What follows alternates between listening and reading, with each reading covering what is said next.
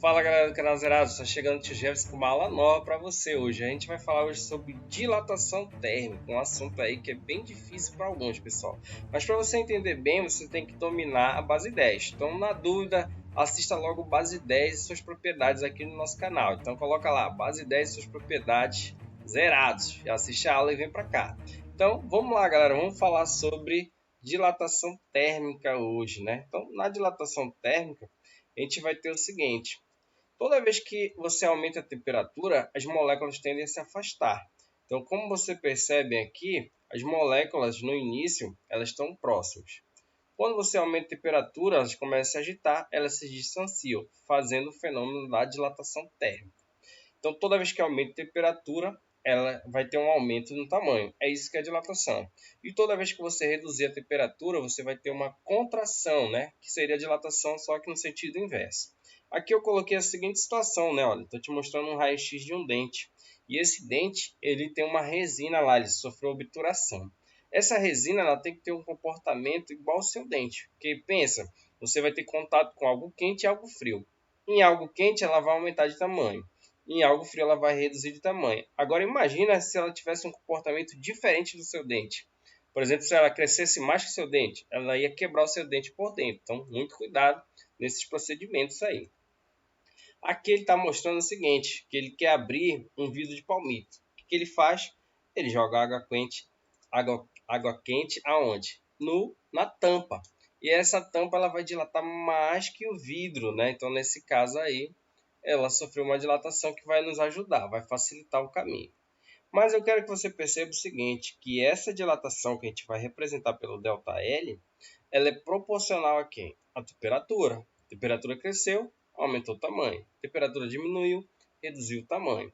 Agora, também depende esse aumento de quem? Do comprimento inicial. Por exemplo, tem uma barra de 1 metro e eu tenho uma barra de 2 metros. O que acontece? Quando eu aquecer as duas, quem vai crescer mais? A de 2 metros. Então, eu consigo perceber que eu dependo da temperatura, dependo também do comprimento. Para tornar isso uma equação, a gente só falta uma constante. E essa constante aqui a gente vai chamar de coeficiente de dilatação, que é o alfa. Esse alfa vai te dizer o seguinte, por exemplo, aqui eu tenho uma lista de materiais de vários coeficientes. O chumbo tem um coeficiente igual a quanto? A 29. O diamante tem um coeficiente igual a 0,9. Ou seja, quando eu aumentar a temperatura, quem vai crescer mais? Se você disse o chumbo, você acertou. Agora, quando eu reduzir a temperatura, quem vai reduzir mais? Se você disse o diamante, você errou. Vai ser quem? O chumbo. Por quê? Se ele tem um alto coeficiente, ele cresce muito e reduz muito. E aí fica onde o pessoal erra mais, galera. Então, não se esquece. Alto coeficiente cresce muito, reduz muito, tá? Agora, no dia a dia, a gente tem nos trilhos uma folga. Por que essa folga, né? Que é chamada de junta de dilatação. Porque se eles fossem colocados muito próximos, quando aumentasse a temperatura, um ia para cima do outro. Ele poderia dobrar os trilhos, né? Fazer com que o trem, quando passasse, saísse dos trilhos. Então, muito cuidado. Outra coisa que eu tenho a observar é o seguinte, que o fio que é colocado nos postes sempre vem com uma folga. Por que essa folga aí? Porque num dia frio, se estivesse bem esticado, ele ia puxar o poste, porque ele ia sofrer uma contração. Então, muito cuidado, tá, galera? Então, a gente vai fazer uma aplicação aqui, tá? Mas antes de aplicar, a gente vai lá no quadro rapidamente, tá?